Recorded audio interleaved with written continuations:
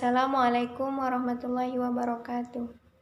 Perkenalkan, nama saya Rani Ibra, saya dari Universitas Muhammadiyah Riau.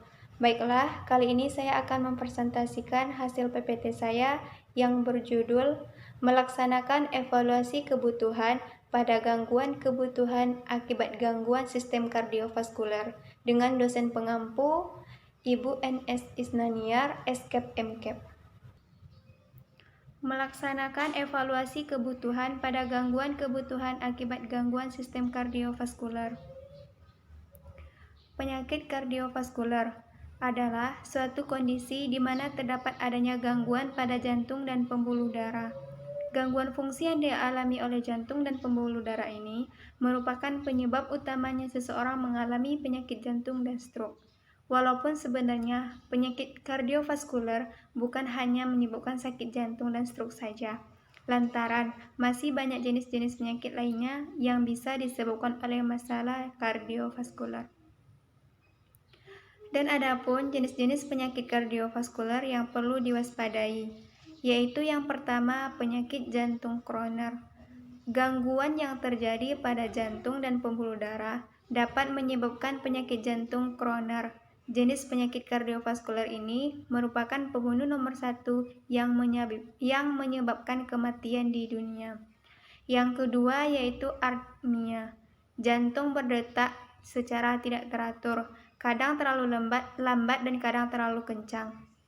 Bila kondisi ini terjadi, fungsi jantung untuk memompa darah ke seluruh tubuh menjadi terganggu, dan tubuh tidak bisa mendapatkan cukup oksigen dan nutrisi. Dan yang ketiga yaitu serangan jantung. Indikasi awal dari serangan jantung ini dapat ditandai dengan munculnya gejala-gejala seperti nyeri dada sebelah kiri, keluar keringat dingin, tidak enak badan, sesak napas, dan pusing. Dan yang keempat yaitu gagal jantung. Merupakan kondisi ketika jantung tidak dapat berkontraksi dan rileks. Hal ini membuat fungsi jantung tersebut mati sehingga gagal memompa darah ke seluruh tubuh.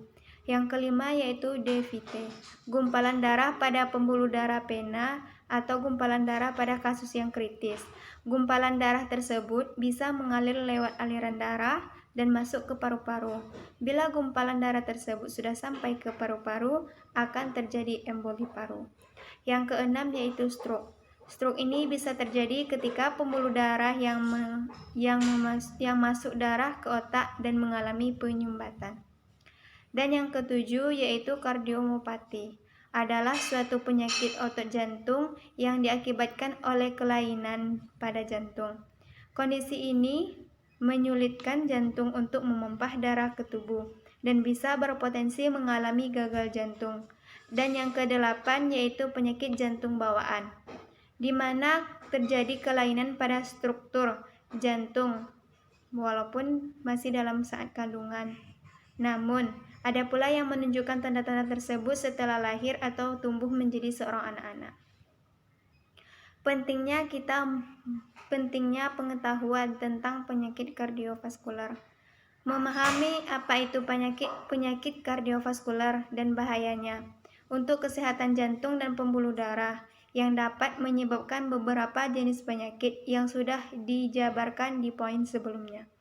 Hal ini membuat kita lebih teredukasi lagi bahwa penyakit kardiovaskuler adalah jenis penyakit yang dapat menyebabkan berbagai penyakit fatal lainnya. Misalnya, serangan jantung dan stroke yang bisa menyerang siapa saja tanpa mengenal batasan usia dan jenis kelamin. Lantaran kita sering terlambat mendeteksinya karena masih minimnya informasi dan pengetahuan tentang bahaya dari penyakit kardiovaskuler itu sendiri. Dan adapun tanda dan gejala penyakit kardiovaskuler, yang pertama yaitu gagal jantung kiri, badan melemah, cepat lelah, berdebar-debar, sesak napas, batuk, anoreksia, keringat dingin, takikardi, paroksimal, nokturnal, dispenia, ronci, basah paru bagian basal, bunyi jantung 3.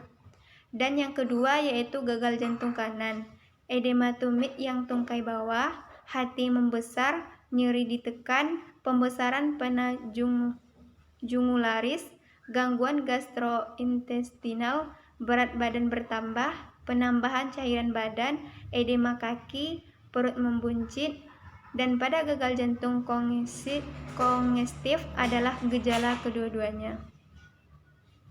Dan adapun asuhan keperawatan, yang pertama yaitu melakukan pengkajian, dan yang kedua melakukan diagnosa keperawatan, yang ketiga perencanaan, yang keempat pelaksanaan, serta yang terakhir yaitu melakukan evaluasi.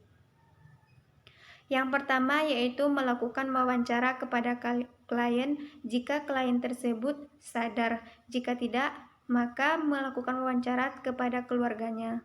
Menanyakan, yang pertama yaitu keluhan utama yang diderita oleh klien, umpamanya nyeri dada, dispnea, batuk, sinkopi, palpitasi, kelemahan, cyanosis edema, dan riwayat kesehatan masa lalu si klien, riwayat hipertensi, hiperkolesterol, hiperlipidemia, penyakit jantung kongnital, penyakit diabetes mellitus, obesitas, penggunaan alkohol yang berlebihan, pemakaian obat-obatan yang terlarang yang dapat mempengaruhi kardiovaskuler, dan mempunyai riwayat perokok. Yang kedua, melakukan pemeriksaan fisik, keadaan umum, dan yang kedua, memeriksa tanda-tanda vital klien, nadi, frekuensi, irama, isi nadi, tekanan darahnya, suhu, serta pernapasan klien. Dan melakukan auskultasi, bunyi jantung klien. Bunyi jantung 1 yaitu bunyi jantung terdengar waktu menutupnya katup mitral dan trikuspid. Bunyi jantung 2 dihasilkan oleh getaran oleh penutupan katup, semilunar, dan pulmonal. Gallop yaitu suara yang terjadi pada awal diastolik selama pengisian cepat ventrikel, dikenal sebagai bunyi jantung 3. Terjadi akibat gangguan fungsi terutama kegagalan ventrikel. Bunyi jantung 4 yaitu bunyi jantung yang terdengar sebelum bunyi 1. Bunyi ini terdengar bila resistensi ventrikel terhadap pengisian atrium meningkat sebagai akibat berkurangnya peregangan dinding ventrikel atau peningkatan ventrikel. Friction rhythm yaitu bunyi jantung yang terdengar karena adanya perikardial. Dan adapun diagnosa keperawatannya, yang pertama penurunan curah jantung berhubungan dengan peningkatan isi sekundkup, kerusakan otot miokard akibat infark, perubahan struktur akut atau penyakit katup, nyeri akut berhubungan dengan iskemik miokard. Dan yang ketiga, penurunan perfusi jaringan berhubungan dengan penurunan curah jantung atau hipoksemia jantung, asidosis, dan kemungkinan trombus atau embolis. Yang keempat, kerusakan pertukaran gas yang berhubungan dengan kongesti paru, penurunan perfusi perifer yang mengakibatkan asidosis laktat dan penurunan curah jantung. Yang kelima, kelebihan volume cairan berhubungan dengan penurunan curah jantung, retensi cairan, dan natrium oleh ginjal, hipoperfusi ke jaringan perifer, dan hipertensi pulmonal. Yang keenam, kerusakan integritas kulit objek dengan penurunan perfusi jaringan, perifer, dan imobilisasi. Yang ketujuh, intoleran aktivitas berhubungan dengan penurunan curah jantung, kemampuan untuk mengatasi metabolisme otot rangka. Yang kedelapan yaitu kecemasan berhubungan dengan penyakit krisis, ancaman kematian, perubahan peran dalam lingkungan sosial.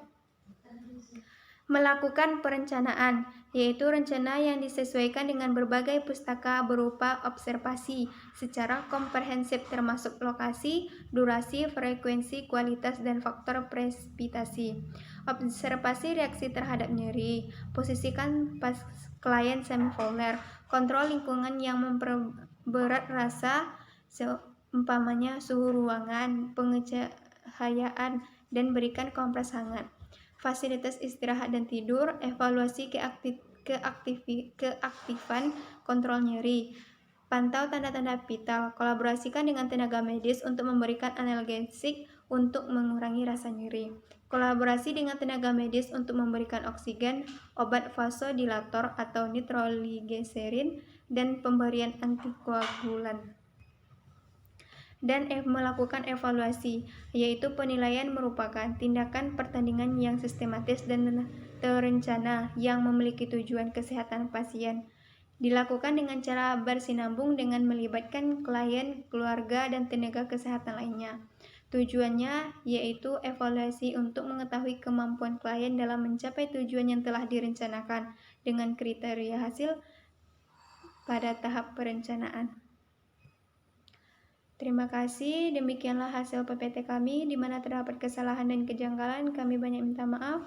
Akhir kalam, Assalamualaikum warahmatullahi wabarakatuh.